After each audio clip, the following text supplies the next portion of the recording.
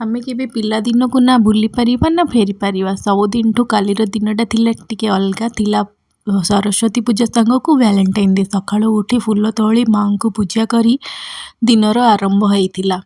ଏଇଠି ମୁଁ ମୋର ସବୁ ଠାକୁରଙ୍କ ସହିତ ମା ସରସ୍ୱତୀଙ୍କୁ ରଖିଛି। ତାଙ୍କର ପୂଜା କଲା ପରେ କିଚେନ୍କୁ ଯାଇକି ବ୍ରେକଫାଷ୍ଟ ବନେଇବା ଷ୍ଟାର୍ଟ କରିଥିଲି। କାଲିର ବ୍ରେକଫାଷ୍ଟରେ ଥିଲା ମଟର ଆଳୁ ତରକାରୀ ସହିତ ମେଥି ପରଟା। ଏଇଠି ମେଥିକୁ ଧୋଇକି ରଖିଥିଲି, ତାକୁ ଗ୍ରେଟରରେ କରିକି ଚୁନ ଚୁନ କରିଦେଲି। କାଟିକି ମେଥି କରିବା ତ ବହୁତ ଟାଇମ୍ ଲାଗିବ, ସେଥିପାଇଁ ଏଇଟା ଗୋଟେ ବହୁତ ବଡ଼ ଟ୍ରିକ୍ସ।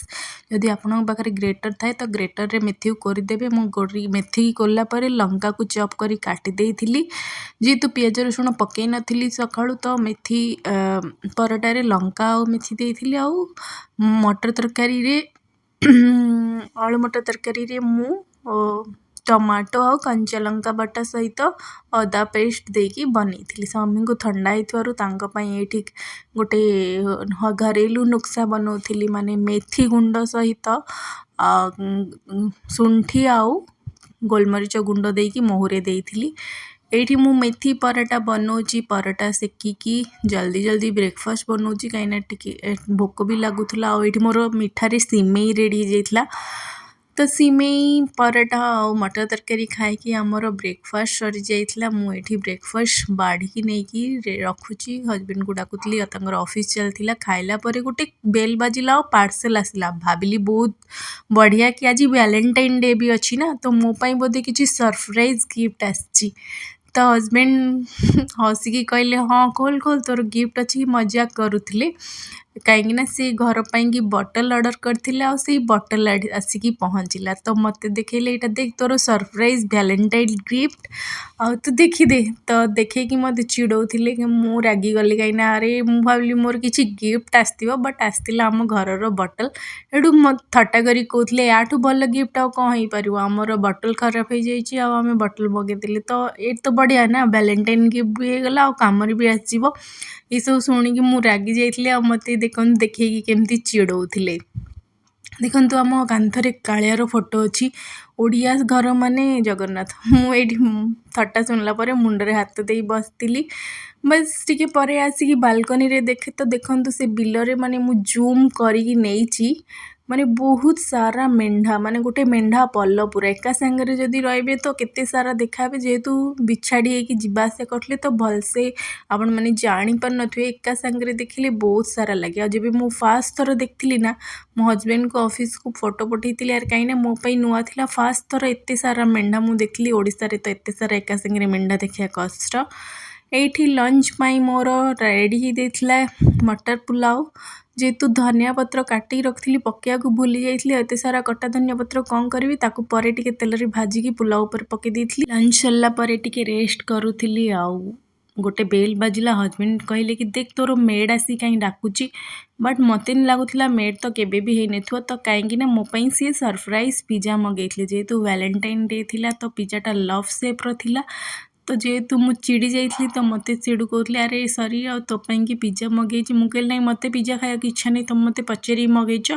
ବାସ୍ ଏଇସବୁ ନୋକଝୋକ ଭିତରେ ଆମେ ବାଲକନିର ଯେମିତି ସେଟଅପ୍ ସବୁଦିନ 4ଟା ଭଳିଆ ସେଟଅପ୍ ହେଇକି ଆମେ ବସିକି ପିଜା ଆଉ ଗାର୍ଲିକ୍ ବ୍ରେଡ଼୍ ଖାଉଥିଲୁ।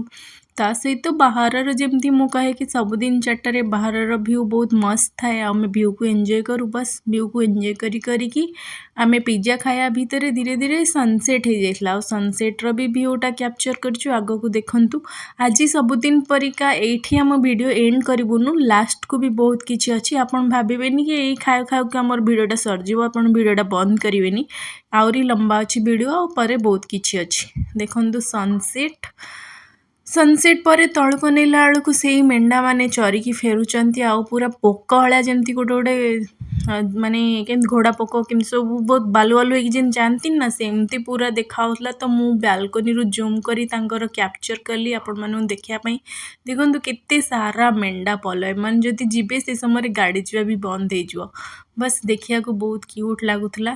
ତାଙ୍କର ଭିଡ଼ିଓ ନେଲା ପରେ ସନ୍ଧ୍ୟା ହେଇଯାଇଥିଲା। ସନ୍ଧ୍ୟା ଦେଇକି ଆମେ ବାହାରିଗଲୁ ୱାକ୍ରେ ଆମକୁ ଦେଖା ହେଇଥିଲେ ଏ ମହାଶୟ। ଆଙ୍କ ଭିଡ଼ିଓ କେମିତି ବା ନେଇନଥାନ୍ତୁ, ନେଇକି ମୁଁ ଭାବିଲି ଆପଣମାନଙ୍କ ସହିତ ସେୟାର କରିଦେବି। ଲାଇଟ୍ରେ ଘାସ ସବୁ ଚରୁଥିଲେ, ଭଲ ଦେଖାହେଉଥିଲା। ଏମାନଙ୍କ ସହିତ ଭିଡ଼ିଓ ନେଲା ପରେ ପୁଣି ଆମର ୱାକ୍ କଣ୍ଟିନ୍ୟୁ କରିଥିଲୁ।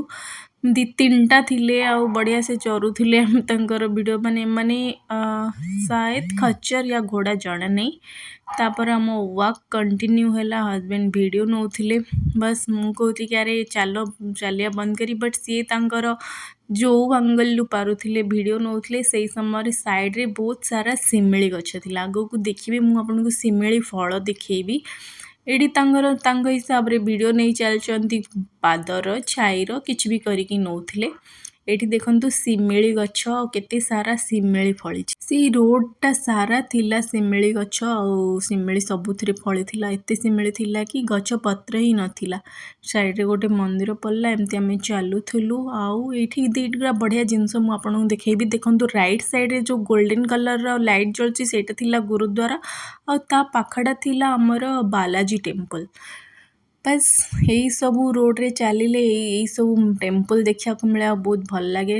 ସାଇଡ଼ରେ ଗୁରୁଦ୍ୱାରକୁ ବାଲାଜୀ ଟେମ୍ପଲ୍, ଆଉ ଟିକେ ଆଗକୁ ଗଲେ ଦେଖିବେ କି ସରସ୍ୱତୀଙ୍କର ମଣ୍ଡପ। ଆକ୍ଚୁଆଲି ବମ୍ବେରେ ସରସ୍ୱତୀ ପୂଜା ହୁଏନି। ଆମକୁ ସରସ୍ୱତୀ ପୂଜା ଭଳିଆ କାଲି ଲାଗୁନଥିଲା, ଯାହା ଯେତିକି ଆମେ ଘରେ ପାଳିଥିଲୁ ପୂଜା କରିକି।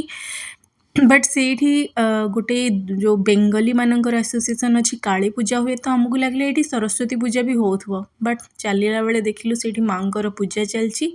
ଆଉ ବେଙ୍ଗଲୀ ଲୋକମାନେ ଆସୁଥାନ୍ତି, ଓଡ଼ିଆ ଲୋକ ବି ଆସୁଥିବେ, ସବୁ ଲୋକ ବି ଆସୁଥିବେ। ବଟ୍ ଆମେ ଯେହେତୁ ପ୍ରିପେୟାର ହେଇକି ଯାଇନଥିଲୁ, ବାହାରୁ ମାଆଙ୍କୁ ନମସ୍କାର କରିକି ତାଙ୍କର ଗୋଟେ ଭିଡ଼ିଓ ନେଇକି ଆମେ ପୁଣି ଆଗକୁ ଚାଲିଲୁ। ଭିଡ଼ିଓଟା ନା ରୋଜ୍ରେ କେମିତି ହେବ ଭ୍ୟାଲେଣ୍ଟାଇନ୍ ଡେ, ଦୁଇଟା ରୋଜ୍ ଆଣିଲୁ ଆଉ ଜଣେ ଜଣଙ୍କୁ ଗିଫ୍ଟ କରିକି ଘରକୁ ଆସିଲୁ। ବାସ୍ ଏଇ ଥିଲା ଆମର ଆଜିର ଭିଡ଼ିଓ। ପୁଣି ମୁଁ ଆଉ ଗୋଟେ ନୂଆ ଭିଡ଼ିଓ ସହିତ ଆସିବି।